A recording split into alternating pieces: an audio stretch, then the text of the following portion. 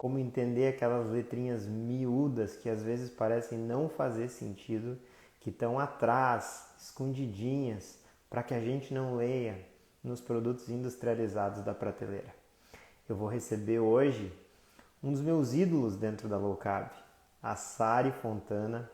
A Sari é química industrial de alimentos, ela manja demais de rótulos, esse é o enfoque principal da rede social dela.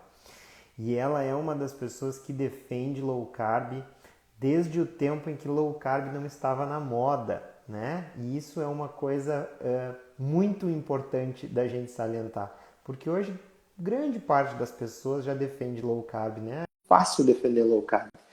Hoje a low carb está nos guias, nos protocolos, nos guidelines de sociedades, mas a Sari, o Souto, o Bomeni, eles vêm de bem antes disso defendendo low carb e avisando o pessoal que a low carb faz muito bem e que é uma estratégia de tratamento para diversas patologias. Então, é uma grande honra para mim receber essa que é uma das minhas maiores influenciadoras nesse mundo de novas possibilidades, que é a alimentação baseada em comida de verdade com alimentos de baixo carboidrato. Sari, seja muito bem-vinda. Obrigada, William. Fiquei até tímida com essa apresentação. Nossa, será que eu sou tudo isso mesmo? Vamos Tu lá, sabes, espero conseguir contribuir aqui. com certeza, tu sabe, Sari, que eu tive a oportunidade de já conversar ao vivo aí com algumas das pessoas que foram aquelas em quem eu busquei informação logo que eu fui para esse mundo, né? Eu também não estive sempre por dentro do conhecimento da estratégia low carb. Então, quando eu descobri esse universo todo de possibilidades de tratamento, algumas pessoas foram a fonte da minha inspiração e de eu ter buscado mais conhecimento nisso. E com certeza, se eu fosse fazer um top 5, estaria o Souto, o Bomeni, com certeza a Sari Fontana, Que o André honra. Burgos e a Letícia Moreira. Então, é um prazer sempre receber vocês e conversar com vocês. Obrigadão por ter aceito o convite. Imagina, eu que agradeço. Sari, estava explicando aqui para o pessoal que tu vem da indústria de produtos alimentares, né? E que tu tem bastante conhecimento nisso. E eu acho que uma grande contribuição que tu dá, e essa é uma contribuição quase que exclusiva tua, é de ensinar a gente o que temer, o que não temer nos rótulos, né? Como a gente vai entender aquelas letrinhas miúdas, o que daquilo a gente precisa filtrar e o que a gente não precisa se deter, né? A gente precisa filtrar. E uma das principais dúvidas, uma das principais dificuldades das pessoas que estão buscando emagrecimento é entender o que é significativo num rótulo de um alimento para a pessoa que está buscando seguir uma estratégia low carb. Então, o que é uma porção adequada de carboidrato? O que é um alimento que vai se caracterizar low carb? Como que a gente lê carboidrato líquido? Então, tu poderia falar um pouquinho sobre isso para nós? Tá. Bastante coisa, tá? Acho que eu vou começar com o geral e aos poucos a gente vai entrando nos detalhes. Perfeito. Primeira coisa que eu acho que é importante é que eu sempre falo, que a gente precisa ter a consciência de que a gente vive em 2022 numa sociedade urbana, a maioria de nós, num mundo, né, que já evoluiu muito, e a maioria de nós não consegue produzir o seu próprio alimento, que talvez fosse o mundo ideal, né? A gente não precisar comer nenhum industrializado. Só que esse mundo não existe. Para a maioria de nós não existe. Não é o meu caso, eu acho que não é o caso de todo mundo que está nos assistindo aqui. Então, a gente ouve por aí muita gente dizendo que não é para comer nada que vem embalado. Quando começa a fazer dieta, muita nutricionista até, eu acho que a intenção é muito boa, de tentar assustar um pouco as pessoas para limparem a dieta, digamos assim, né, desses alimentos que normalmente são bastante complicados do ponto de vista nutricional. A grande maioria é bem ruim mesmo, vamos combinar. Só que eu entendo que isso é uma generalização, sabe? E toda generalização é um pouco burra, porque ela é falha. Então, como heurística, assim, via de regra, a maioria, realmente a gente deveria evitar ou olhar com cuidado, mas não tudo. Então, o primeiro recado é esse. a gente não precisa ter medo dos industrializados. Eu acredito que nós, como consumidores, precisamos ter condições de avaliar o que tem ali naquele alimento para poder fazer escolhas melhores. Esse é o Perfeito. primeiro ponto. Tá? Então, quando a gente pensa em dieta de baixo carboidrato, o que a gente tem que olhar no rótulo de um alimento se o objetivo é reduzir os carboidratos? Pensando nisso, a primeira coisa que a gente vai olhar é a quantidade de carboidrato naquele alimento. Para fazer isso, a gente tem duas principais fontes de informação em qualquer rótulo. Então, a gente sempre vai ter uma lista de ingredientes e uma tabela de informação nutricional. Às vezes, essa tabela vem mesmo no quadradinho da tabelinha.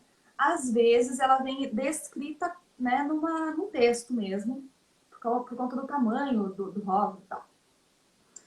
A lista de ingredientes é onde a gente encontra a informação qualitativa. Ela sempre descreve em ordem decrescente todos os ingredientes que tem naquele alimento. O que significa isso? Que o fabricante declara nessa lista praticamente a receita, né, sem as quantidades exatas, mas é tudo que tem ali que é usado para fazer aquele produto, do maior para o menor. Então, o que vem primeiro é o que tem mais, o segundo é aquele que tem segunda maior quantidade do produto e assim por diante, até lá os últimos que têm quantidade menor. Tá? Eu não acho que a gente tem que se preocupar com a quantidade de ingredientes de um alimento. Tá? Não acho que isso não é o meu maior foco. Eu não acho que se tem mais de 4, não come. Não acho que não acho que faz sentido. Tá? Eu acho que a gente precisa ir além disso para avaliar se um produto pode ou não ser consumido. Então, ele pode ter 4 ingredientes e eles serem horríveis. Ele pode ter 8 e eles serem muito bons. Então, assim, Com certeza. né? As coisas não são tão simples assim. Até gostaria que fossem. E aí, quando a gente olha a tabela nutricional, a gente tem que olhar o tamanho da porção. Agora a gente vai ter uma mudança nos rótulos, tá, William? Depois a gente pode falar um pouquinho disso. Tá. Mas ainda hoje, na data em que a gente está conversando, a gente está em julho, né? Se alguém for assistir depois, é bom a gente falar isso. Ainda não entrou em vigor a nova norma de rotulagem de alimentos no Brasil. Então, hoje a gente tem tamanhos de porção diferentes, dependendo da categoria do produto. E quem determina isso é a Anvisa, tá? Então, dependendo da categoria de produto, o tamanho da porção pode variar. 25 gramas, 50 gramas, 100 gramas. Na nova norma, a gente vai ter sempre uma coluna de 100 gramas para todos os alimentos. O que vai facilitar a comparação.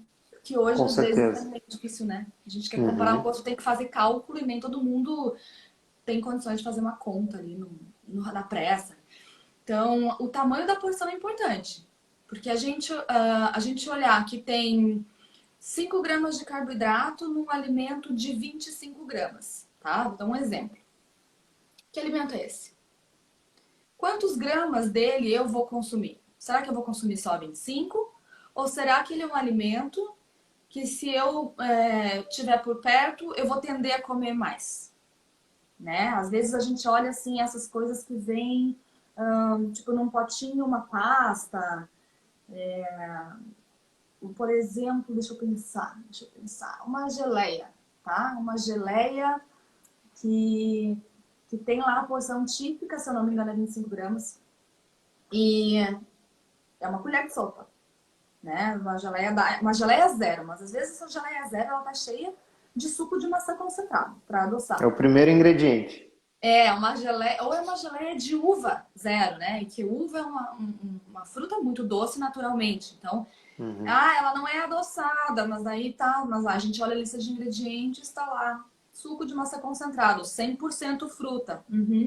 Fruta doce, né? E aí, talvez em 25 gramas até não seja muita quantidade que vai ter de açúcar ali, um exagero. Só que a gente não come uma colher, né? Dependendo do que, né? É zero mesmo, então vai lá, vai enchendo. né? Vai colocando, e aí é uma de manhã, é uma no lanche, é uma depois, e quando vê, se soma um monte de carboidrato. Então é interessante a gente olhar o tamanho da porção, o quanto de carboidrato tem naquela porção, para ter uma ideia. O que é low carb num alimento? Isso é subjetivo, nós não temos uma regulamentação, a gente não tem legislação para isso. Isso é Tá? muito importante nessa área. Não tem, não tem. Então, isso é uma coisa assim que fica a critério do fabricante. Às vezes eles colocam lá, é low carb e é um produto feito de amido, é um produto feito de polvilho, de arroz, tem de tudo nesse mundo. E aparentemente não temos fiscalização, né? Então essas coisas estão por Passam. aí, estão por aí no mercado. Então a gente tem que cuidar, a gente tem que prestar atenção. As pessoas me perguntam muito, mas se eu tiver que saber assim o que é o máximo de carboidrato que pode ter quando eu olho aquela tabela para saber se é baixo ou se não é. Gente, assim, se eu tivesse que chutar um número, tá? Eu sei que seria muito arriscado, porque aí tem todas aquelas exceções e tem o caso a caso. Mas assim, ó, vamos pensar junto. Se tiver mais do que 20 ou 30% de carboidrato naquele produto, vai ser bastante. Então, assim, uma porção de 25 gramas, se a metade for carboidrato, eu acho bastante. Tá? Só para ter uma ideia, porque a metade é fácil. A gente bate o olho, divide por 2 ali e pensa. É mais ou menos. Se for menos, já meio que dá para considerar, sabe assim? E aí sempre pensando no tamanho da porção. Outra coisa que a gente tem que combinar, né? Como eu falei, a lista de ingredientes traz informação qualitativa, a tabela de composição nutricional, de informação nutricional é quantitativa. Então é muito interessante a gente combinar essa avaliação, olhar da onde que estão vindo esses carboidratos e a gente aí precisa treinar um pouco o olho para reconhecer da onde que vem os carboidratos. Então, quais são as principais farinhas cheias de amido, né? Quais são, onde é que estão os carboidratos, de onde eles vêm? Então, quando a gente olha a lista de ingredientes, dependendo da posição na lista, a gente começa a se atentar a isso, sabe? Se é um alimento que os primeiros ingredientes são fonte de carboidrato, farinha de arroz, fécula, farinha de milho, trigo, que mais? Polvilho, essas coisas, esse alimento não vai ser low carb, porque os primeiros ingredientes são carboidratos. Então já não tem como, sabe assim? Porque às vezes a gente vê umas tabelas erradas também, sabe? É isso. E essas dicas são preciosas já, sabe? Porque existem nomes que a gente já conhece, né? Quem acompanha o Souto, quem me acompanha, já sabe que a gente tem que ter muito cuidado com, né, o nome açúcar, o nome farinha de trigo, mas também o nome maltodextrina, o nome amido, amido modificado, enfim. E essa tua dica de que o descritivo dos ingredientes ele é qualitativo em ordem decrescente, já mata aqueles alimentos que começam com esses ingredientes, né? Porque quando a gente bate o olho nisso, a gente pensa, pô, esse já não é um alimento que é bom para mim. Então já ajuda muito.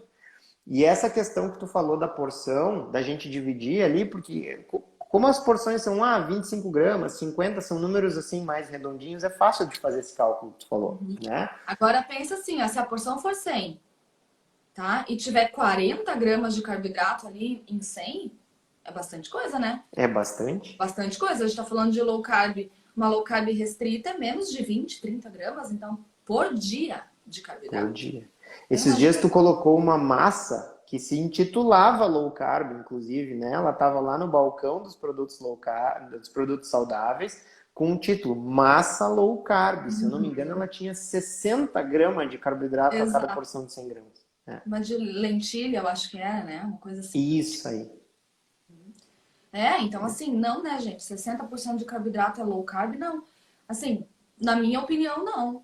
E aí a gente entra naquela história de que não tem legislação, e aí o pessoal compara com uma high carb, uma tradicional de farinha de trigo, e diz, não, mas ela é mais baixa em carboidratos que a convencional.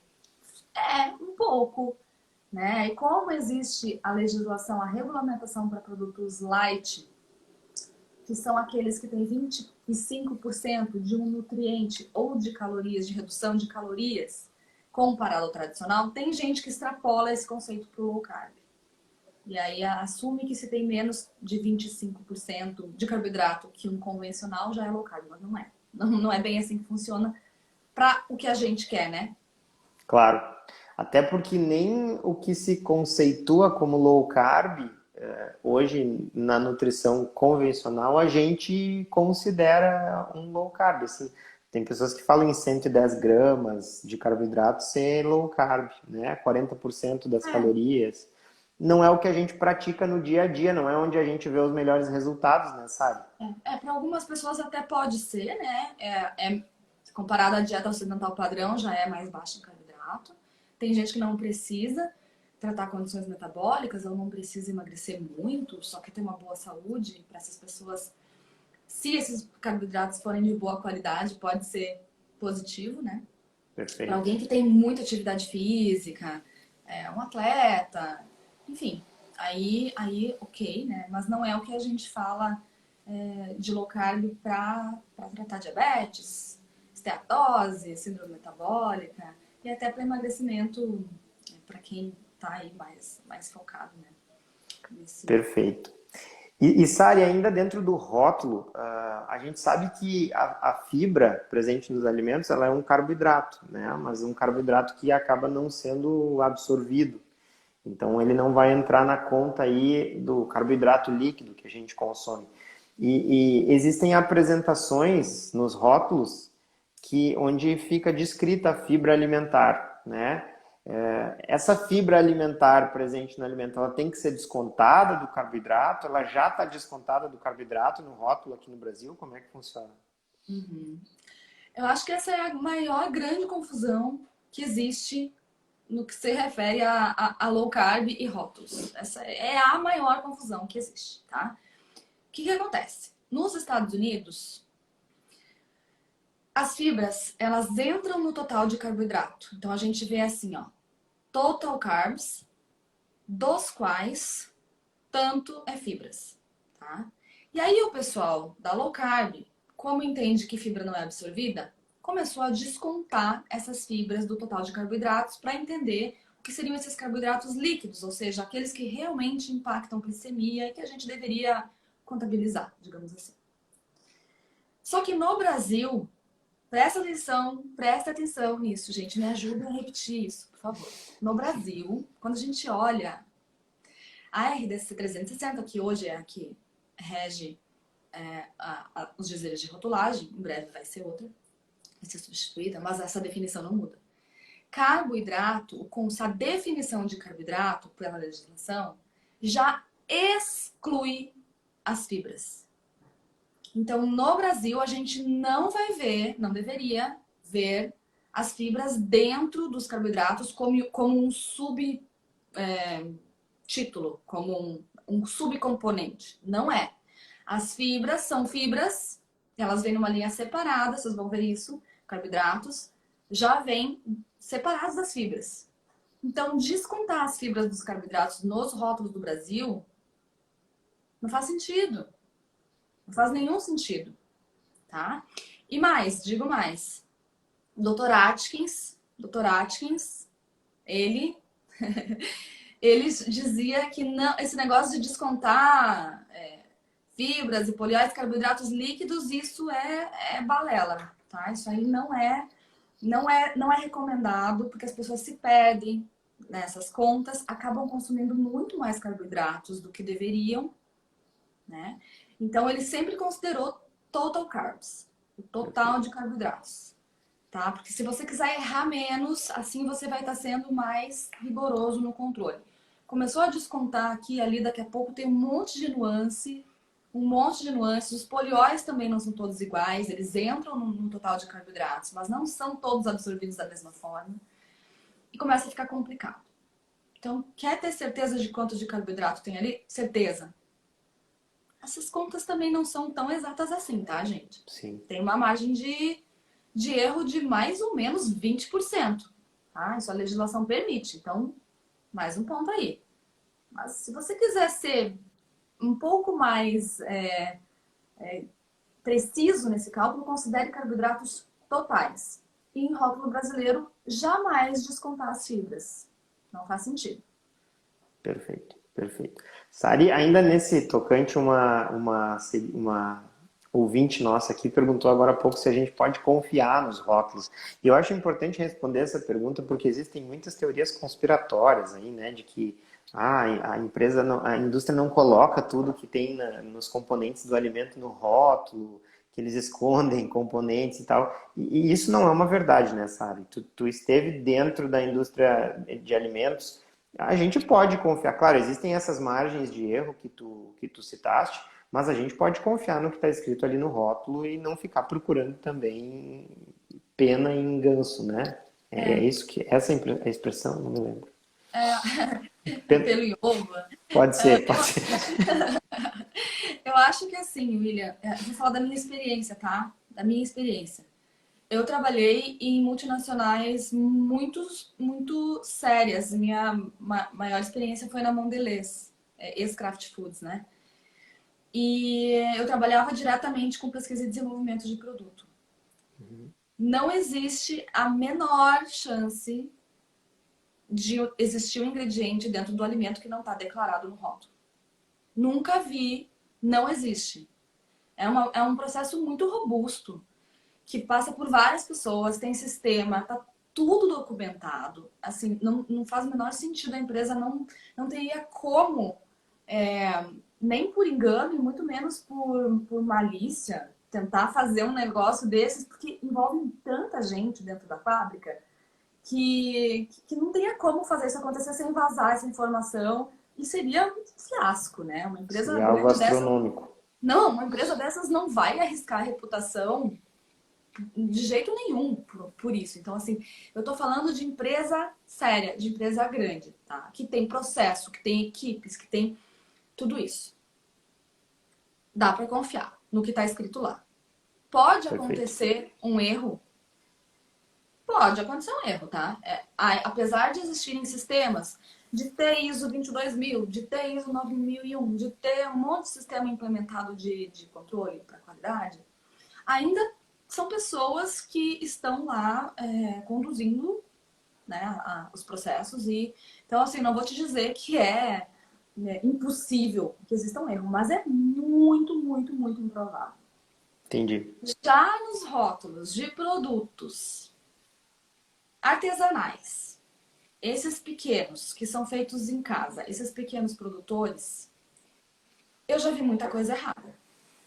Eu vejo muita coisa errada, mais do que eu gostaria, Entendi. tá? Porque assim, ó, muitas vezes não tem um profissional capacitado para fazer aqueles dizeres de rotulagem.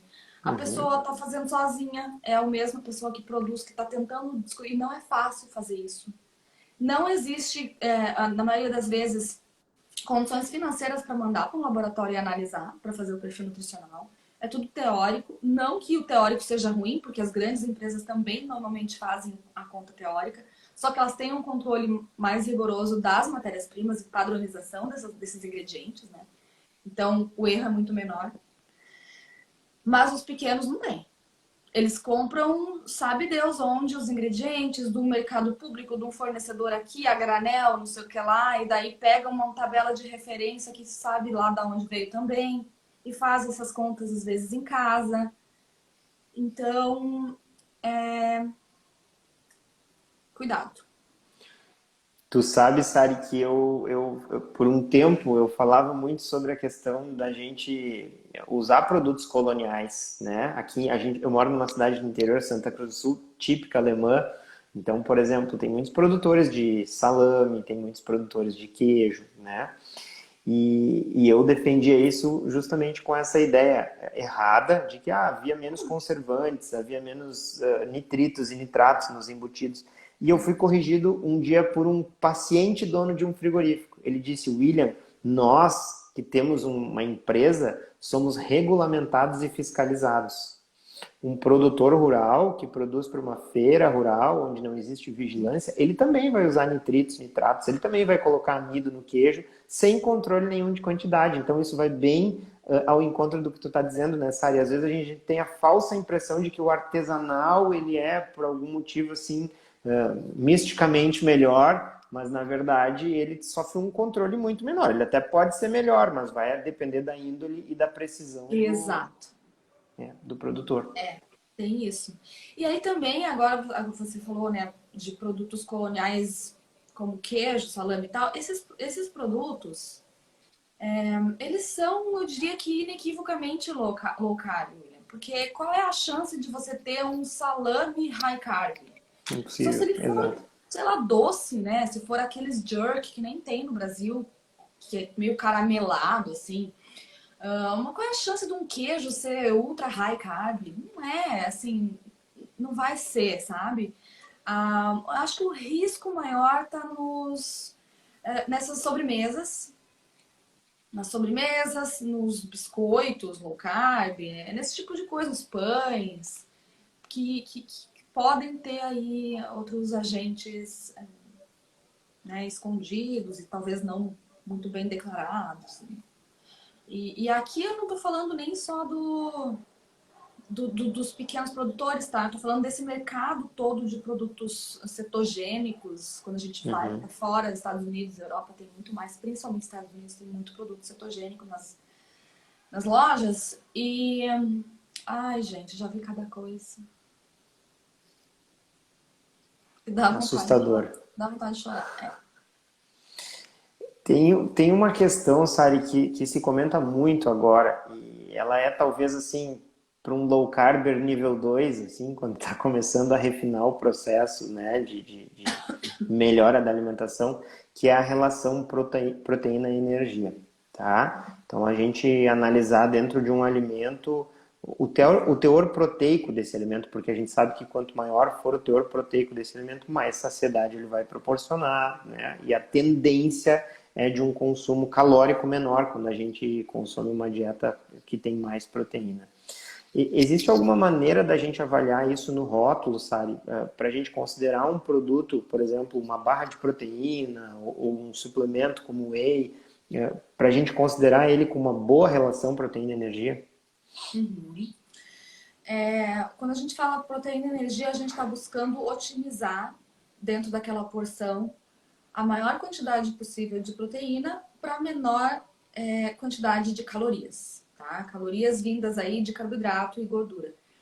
Então, pensando nisso, com esse objetivo, e aqui a gente está falando desse tipo de alimento que se diz fonte de proteína, tá? Não é para tudo. A gente também não tem que procurar uma boa relação PE numa coisa que não é fonte de proteína, porque não vai ser, né?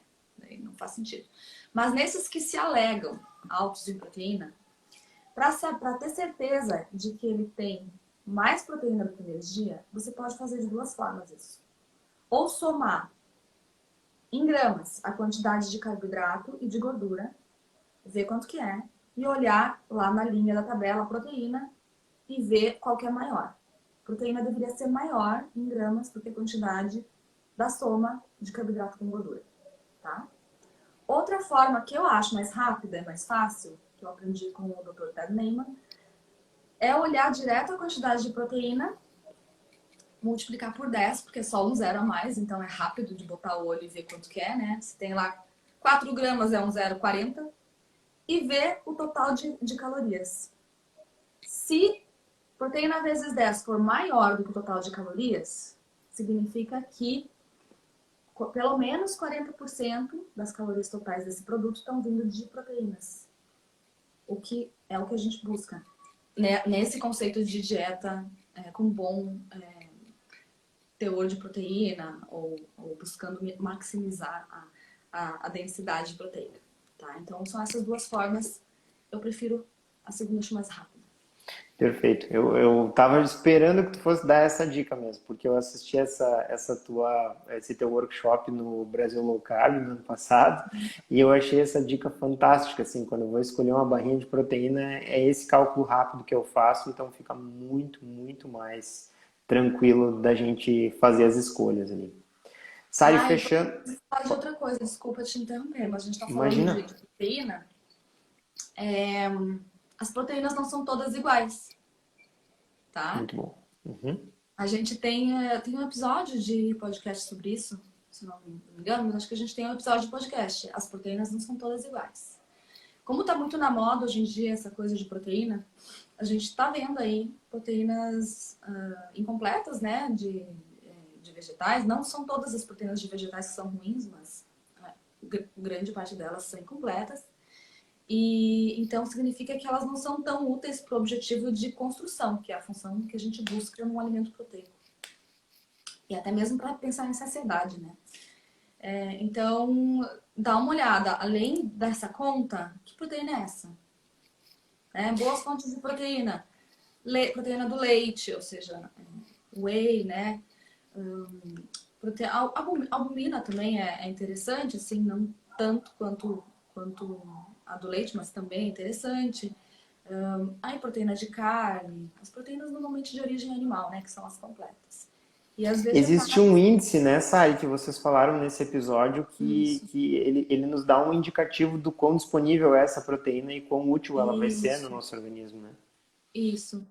Eu não lembro agora o número desse episódio, mas busquem lá drsolto.com.br/podcast, digitem proteínas não são todas iguais, ou proteína, e aí vai aparecer esse episódio, vale a pena que a gente entre em detalhe nisso. Perfeito, perfeito. Finalizando a questão do emagrecimento, Sari, existe algum ingrediente ali que se está nos primeiros itens, tu devolve na hora para a prateleira? O que são os ingredientes assim que tu acha que o pessoal tem que bater o olho e já ficar desconfiado? Tô falando em low carb, tá, gente? Low carb. Isso. Eu preciso dizer isso porque para não ser mal interpretada ou tirada do contexto. Pensando em low carb, então, obviamente, açúcar e todos os seus nomes variáveis, né? De nomes para açúcar, farinha de trigo, farinha de arroz, farinha de milho, farinhas de tudo aqui, de todos os cereais, inclusive os integrais, porque são basicamente amido e a gente não quer amido na low carb. Então, se estiver lá no início, a gente não vai querer esses produtos. Eles estão indo na direção contrária do que a gente busca. Uma coisa que eu jamais compro, se está lá como primeiro ingrediente, é qualquer coisa com maltodextrina. Então, falando em amido, e eu falo da malto e bato muito nisso. Briguei com um fornecedor esta semana, segunda-feira. Nunca Porque aconteceu antes. fui curiosa, porque eles me deram uma resposta assim protocolar, né, dizendo que os produtos zero deles estão dentro da legislação, porque a legislação permite maltodextrina, que é um carboidrato complexo e de absorção lenta. E eu sei que a legislação permite, né? Infelizmente a legislação permite isso. Só que tá errado. A legislação tá errada. Porque ela não considera o impacto glicêmico desses produtos diet, que são produtos destinados, na sua maioria, a esse pessoal que tem diabetes e precisa reduzir açúcar, os que são diet em açúcar. Pode ser diet em gordura e outras coisas, eu estou falando desses. E na minha concepção está muito errado, essa premissa está errada, né? Não deveria ser só a definição de açúcar que está errada também, tá, gente? Na legislação, açúcar são apenas aqueles compostos quimicamente que são mono e disacarídeos. Só. Maltodextrina não é mono nem disacarídeo, é um oligosacarídeo. Então são aquelas cadeias mais longas de glicose. E aí não entra no conceito de açúcar. Então pode usar. E aí é uma festa. É a festa do amido, é a festa nesses produtos. Então eu não compro de jeito nenhum um produto que comece com maltodextrina. Tá? E aqui até vou falar isso porque é importante, porque, de novo, se a gente fala que maltodextrina é ruim, às vezes as pessoas não entendem também as nuances.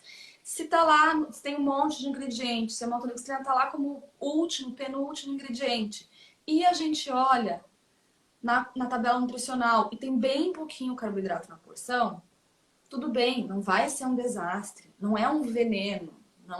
Não é assim também, tá? A gente não tem que colocar assim um anjinho ou um diabinho, não é tão binário assim a coisa. Dá para consumir, quem não for, né, não for diabético, tudo bem. Mas se for lá no primeiro ingrediente, se for um adoçante culinário desses de forno e fogão, tal e qual, se for aqueles potes da linha, vou falar o nome, porque eu agora fiquei furiosa, é o nome da marca. Aqueles potes da linha, desse tamanho, cheias de maltodextrina, com um corante, um cacauzinho, um achocolatado, um cappuccino. Diet? Não, a gente não quer isso. A gente não Bomba quer. de glicose. A gente não quer. A gente não vai comprar, a gente vai sabotar, a gente não vai dar o nosso dinheiro para incentivar que essas coisas continuem no mercado. A gente é consumidor, é a gente que manda. Se a gente parar de comprar, eles vão ter que parar de produzir. Perfeito, perfeito. Vão parar de vender. E tu tocou num ponto muito importante agora, Sari, que eu até ia esquecer se tu não tivesse falado. Às vezes, um produto bom vai ter um desses nomezinhos lá no final da lista, né? Então, por exemplo, muitas vezes eu falo para os pacientes, o chocolate 80% para cima, tu pode consumir eventualmente. E aí os pacientes me mandam a foto do rótulo e lá no final tá açúcar. Mas a porção de 25 gramas tem 3, 4 gramas de carboidrato, ou seja, é muito pouco açúcar. Então, essa sensibilidade a gente tem que ter também nessa área, de que a gente tem que olhar a proporção, né? Tem que olhar a quantidade na porção e quanto a gente vai comer daquele alimento. Se você vai comer 2 quadradinhos de chocolate é uma coisa, vai comer 2 barras é outra coisa. É verdade, perfeito. Né? E assim parece muito, mas faz um brownie pra ver. O meu brownie low carb inspira, hashtag brownie low carb inspira, tá? Pra quem aí não quiser mais emagrecer, já emagreceu tudo que queria com low carb, nunca cheguei nesse ponto. Pessoal que emagreceu demais, mas aí gosta de fazer low carb, não sabe como parar de perder peso, sabe? As pessoas que a gente tem inveja. Então, as pessoas podem comer brownie low carb inspira sem problema, porque é um fat bom. E aí pega esses chocolates amargos e faz brownie, bota mais manteiga e tal. Dá pra comer. É fácil comer 2 tabletes de chocolate em formato de receita. Vai rápido. Certo, verdade. Tá? Então verdade. aí tem que ter essa noção. Quem quer emagrecer, melhor cuidar com essas receitas hiperpalatáveis low carb, né? Por causa Perfeito. disso, que a gente come bastante. Puxando esse ponto já, existe muita controvérsia também com relação aos adoçantes, tá, Sari? E eu sei que tu é talvez a maior autoridade que eu conheço no Instagram, pelo menos, que fala sobre adoçantes. Eu, né, li o teu guia de adoçantes, então eu sei que tu entende muito sobre isso. E existe muito mito que cerca a questão dos adoçantes também, né? O pessoal vocifera aí que os adoçantes fazem a insulina subir igual, que é uma coisa absolutamente ridícula, né? Se a insulina subisse na ausência de glicose, a gente ia fazer uma hipoglicemia. Então, existe muito medo do uso de adoçantes. Como é que tu leva isso no teu dia a dia e com as pessoas que fazem mentoria contigo? Como que tu trata a questão do uso de adoçantes no processo de emagrecimento? Bem, primeiro que existe muito medo porque existe muita ignorância. E a ignorância no sentido de, não pejorativo, mas no sentido de ignorar mesmo a ciência que está ali por trás dessas substâncias. Os adoçantes artificiais, vocês têm medo dessa palavra, né? Que natural é bom, açúcar, o natural é bom, é da cana, demerara, do coco. O mel. São bons, tem gente que defende isso. Assim, daí não tem medo desses, né? Mas aí se for aciclamato, sacarina, aspartame, acesulfame, já começa, você apavora. E assim, eu tenho zero medo desses adoçantes, tá? Tenho zero medo. Eu acho que eles podem, eu acho não, né? A ciência demonstra, são décadas, alguns séculos aí já, tem adoçante com mais de 100 anos no mercado, que é super seguro, não tem problema, a gente pode consumir e tal. É lógico que não significa que a gente tem que se entupir de adoçante. Perfeito. De novo, não é 8 ou 80. Se eu não preciso ter medo, então eu posso comer quanto eu quiser. Eu acho que também não faz muito sentido, sabe? A gente ficar adoçando tudo em exagero. À medida que a gente começa a reeducar o paladar para uma alimentação com comida de verdade, nossa necessidade de adoçar também muda. Uhum. Eu vou contar uma coisa para vocês. Hoje, eu tava na rua e tava calor e eu comprei um sorvete diet de uma marca que eu já conheço e eu sei que é adoçado com stevia. Eu achei tão doce que eu peguei uma bolinha pequena, eu quase não consegui terminar, porque tava doce demais pro meu paladar, mesmo sendo stevia. Então, isso é um sinal de que a gente, quando realmente consome menos produto industrializado, e estimula menos o paladar com esse tipo de alimento com muito aroma, com muito dulçor, a gente muda o paladar e a nossa necessidade muda também de adoçar. Então, eu acho que é bom senso a gente aprender a comer o doce das coisas que são naturalmente doces. Uma abóbora, por exemplo, é doce hoje para mim. Quando eu como uma abóbora assada, eu acho ela bem doce. Ela não precisa estar caramelizada no açúcar para eu achar doce, sabe? Então, é isso, assim, eu não tenho medo dos adoçantes, salvo aqueles que a gente já falou, de forno e fogão, que são pura maltodextrina, esses a gente não quer, mas aí não é por causa do adoçante, é por causa do veículo que dilui esse adoçante para transformar ele numa coisa equivalente ao açúcar, numa medida caseira equivalente ao açúcar. Então, esses sim a gente tem que cuidar. Não por causa do adoçante, mas por causa do amido, tá? Perfeito. E aí, assim, pensando né, no que eu levo para minha vida é isso, assim. Você faz o mínimo de receita possível, porque a ideia não é ficar comendo um monte de receita o tempo todo, né? É comer comida mais simples. E aí, fazendo menos receita, você também vai usar menos adoçante e tá tudo bem. Não tem problema tomar uma Coca Zero, tomar sei lá, qualquer outro refrigerante zero. Eu tomo às vezes, não é sempre porque eu nem gosto tanto, mas às vezes eu tomo, eu gosto de. Eu faço meu próprio refrigerante em casa, eu diluo, assim, eu gosto daquela Schweppes, que nem é zero, ela é light, né? Então eu coloco um pouquinho dela no copo, assim, um terço, e encho de água com gás no resto, e pra mim aquilo tá bom, porque eu acho um Saboriza. recheio muito. Eu faço uma água aromatizada com aquilo. Além de render mais o meu refrigerante, eu gosto muito mais do sabor, sabe?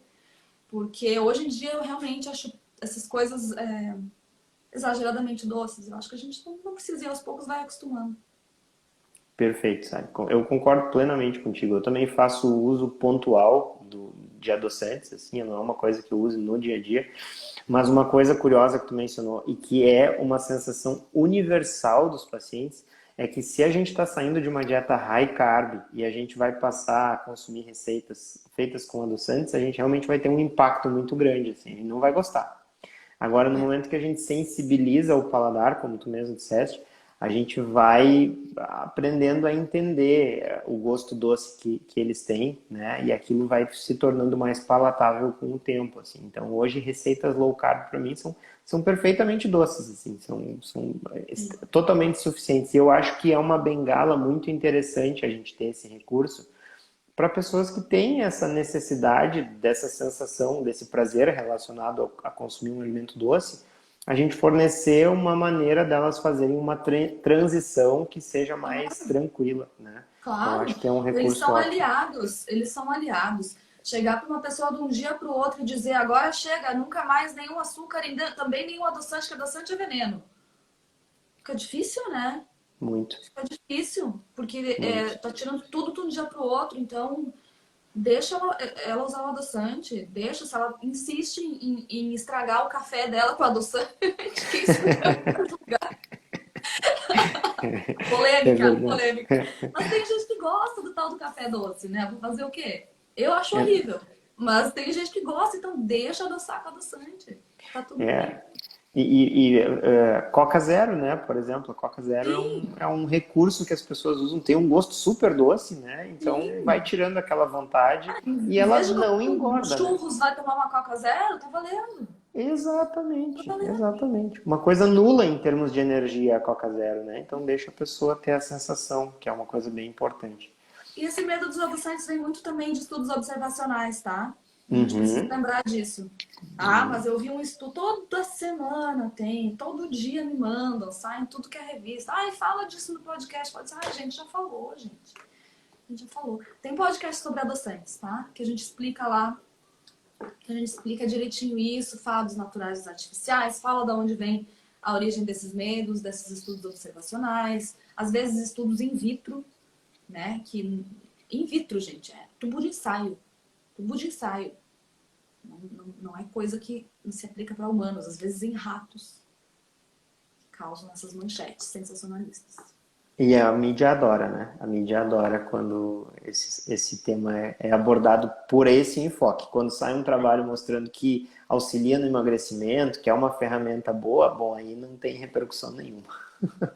Ó, até teus óculos elogiaram, teus óculos novos aí, a Sari. Tá linda com esses óculos, É, comentaram ali. esses óculos não são novos. Aqui eu apareço pouco de óculos, mas quando eu tô para ler vocês aqui, eu preciso para telas, eu tenho estigmatismo e fica tudo uma nuvem, assim, se eu não uso. Entendi, entendi. E a gente faz ainda na tela pequenininha, né? Pelo menos eu fico É. na tela de celular ainda.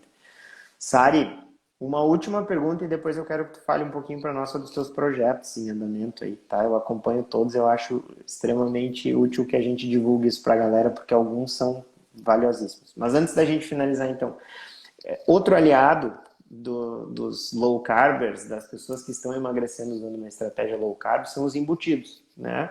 Porque afinal os embutidos eles são transportáveis, né? Eles são com uma boa relação proteína-energia, né? E são saborosos, têm um apelo bastante grande com o paladar. Mas o pessoal se sente culpado por consumir embutidos, né? Eles leem ali, como tu falou, aquele monte de ingredientes dos embutidos e eles ficam com medo. Existe algum ingrediente que a gente deve temer num embutido, sabe? Que a gente deve procurar ali no corpo do texto e ver se tem? Ou a gente pode consumir embutidos com tranquilidade, contanto que os seus valores nutricionais ali estejam compatíveis com a nossa estratégia? Olha, William, eu nunca vi no embutido assim algo abominável que me desse medo e assim fizesse deixar de comprar numa situação em que eu precisasse, porque eu não como embutido todo dia, mas às vezes eu tô na rua e quero, tem aqueles salamitos, essas coisas. No Brasil nem tem tanto, né? Mas fora tem muito. O pessoal fala muito dos nitritos e dos nitratos, tá? Que são Uhum. agentes obrigatórios, são conservantes e corantes químicos. Eles são obrigatórios por legislação, por segurança alimentar. Então, para não deixar apodrecer, para não ter risco de contaminação microbiológica, eles são adicionados. E também para ajudar a manter a cor mais vermelhinha, que a gente não quer uma carne preta, né? Estranha. Uhum. Né? Então, eles são usados para isso. A grande medo que se tem por conta dos nitratos e nitritos é porque quando eles são aquecidos, eles podem formar nitrosaminas, que são compostos cancerígenos. Só que dá para impedir a formação das nitrosaminas adicionando vitamina C, ácido ascórbico. Então você sempre vai ver nos rótulos dos produtos que vai ter nitrito, nitrato e ácido ascórbico, que também é um conservante, que é adicionado junto para impedir a formação de nitrosaminas. Então, assim, nenhum medo, nenhum problema. Deixa eles lá. A gente prefere nitrito e nitrato do que carne podre, né, gente? Pelo menos eu prefiro. Prefiro que seja seguro, prefiro não passar mal. E aí tem uma coisa que é importante também. Muita gente fala assim, né, pessoal que não come carne e tal. Não come essas coisas porque, né, nitrito, nitrato, câncer e tal. Bota maior medo. Só que esquece que 80% dos nitritos e nitratos que a gente consome vem dos vegetais. Então, essas pessoas que abominam os embutidos por causa dos nitritos e nitratos, elas comem um monte de vegetais e estão se entupindo de nitritos e nitratos. E muitas vezes a gente vê nesses produtos coloniais ou nesses mais naturebas, tá? Feito embutido artesanal sem conservantes. Aí você vai olhar os ingredientes, tem lá aipo. Aipo em pó. Celery powder, em inglês. Da onde vem o nitrito, o nitrato. É rico, muito rico nesses compostos. E compostos químicos, não interessa se eles vêm da planta, se eles vêm da fábrica, se eles são sintéticos, se eles são naturais ou artificiais, eles são a mesma molécula. Eles vão chegar no corpo, o corpo não vai perguntar de onde é que está vindo para ver o que eu faço com isso. Não é igual. Então, não tem cabimento esse medo, tá? E além disso, aí tem a tal da associação entre consumo de bacon ou de embutidos e né, doenças e tal, câncer e tal. De novo, estudos epidemiológicos. Viés do comportamento, né? Exato. Eles são mais um marcador de estilo de vida que também estão associados. Se você vai olhar, as pessoas que consomem mais esses alimentos, elas também, muitas vezes, fumam, elas têm mais baixa renda, elas têm menos acesso à informação, não fazem atividade física, tem uma série, né, atravessam fora da faixa de segurança, morrem mais, se acidentam mais, sei lá. Então a gente não pode assumir que é causa e efeito, a associação não é causa e efeito, né? Perfeito, perfeito. Isso aí. Inclusive, o homicídio acontece mais nas pessoas que comem bacon, né? E não é o bacon que deixa as pessoas raivosas saindo matando. Pobre do bacon. É claro, né? Low carb não é. Eu não tô aqui defendendo bacon, eu não acho que tem que comer uma pilha de bacon o tempo todo. Não é por aí também, principalmente quem quer emagrecer, né? Perfeito. Aí entra também o bom senso. Perfeito. Sari, para fechar e não te tomar muito tempo, aí eu sei que a tua agenda é bem corrida, eu queria que tu falasse um pouquinho sobre os produtos ativos que vocês têm, tá? Eu sei que tu e o Souto têm uma parceria forte aí no quesito de educação em termos de alimentação, tá? E eu acho essa uma atitude louvável de vocês, porque a gente vive hoje numa geração de informação onde falta filtro, né? Então as pessoas acabam querendo uma mudança de estilo de vida, mas acabam às vezes pegando um caminho errado em virtude de informações equivocadas que elas recebem. E aí, quando a gente tem uma fonte de informação confiável, informação referenciada, a gente precisa divulgar. E existem dois momentos que eu considero cruciais na transformação das pessoas, que é o momento que as pessoas vão começar uma mudança de estilo de vida, e aí elas precisam de direcionamento, e aí vocês têm o Podcurso, né, que é um produto perpétuo que eu acho que é muito válido, ele tem assim um preço extremamente acessível em virtude do que ele entrega. E existe, todos nós passamos por isso, o momento em que a gente já fez uma low carb, teve sucesso, mas daqui a um pouco a gente perde o tônus, se desleixa e a gente precisa de alguma forma retomar. E aí eu sei que vocês têm um produto chamado Retomada, que é voltado justamente para essas pessoas que precisam recomeçar, que precisam ter foco novamente. Tu podia falar um pouquinho para nós sobre esses dois produtos em especial? Falo. Eu vou começar falando das coisas grátis, tá, gente? Que tem Tá. muito conteúdo grátis, tá?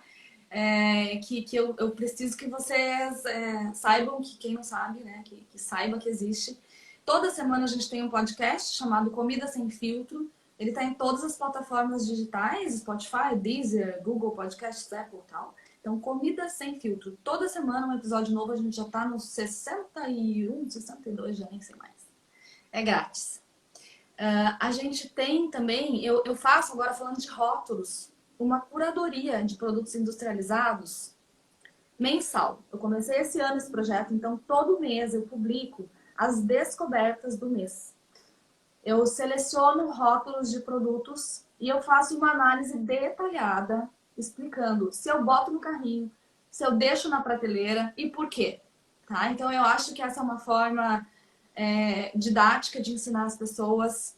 Eu não ganho nada com isso, dá um trabalho do caramba, eu juro pra vocês, não tô aqui reclamando porque eu adoro fazer, mas eu passo muito tempo pesquisando, procurando esses alimentos, selecionando, eu recebo muita coisa, então eu seleciono aquilo que eu acho que vai ser mais didático para poder ensinar as pessoas. E eu envio por e-mail todo mês, eu aviso que está publicado, lá para minha lista VIP. Então você pode se cadastrar, é grátis, entra lá em sarifontana.com, tem lista VIP, você deixa o e-mail, todo mês eu faço isso. Essa semana vai sair as de julho. Então, se inscrevam lá.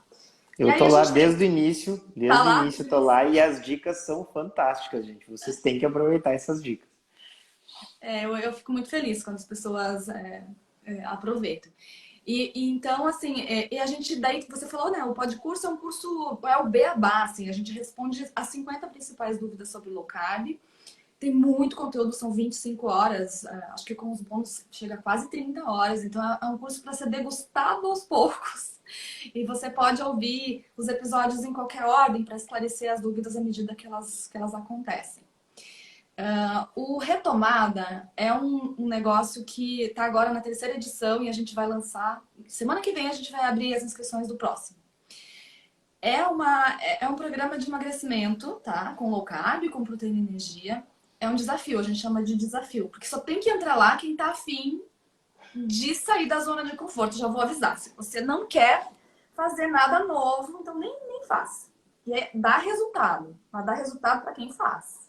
Então é assim, tipo, tô afim, quero fazer um negócio novo. E eu quero destravar meu emagrecimento porque já tô aqui num ritmo que não tá mais dando certo. A gente pega pela mão e vai direto ao ponto na prática. Então, são 8 lives, vai ter esse um spoiler do Retomada 3. Vai ter 8 lives. Vai ter uma equipe maravilhosa de especialistas trabalhando com a gente lá.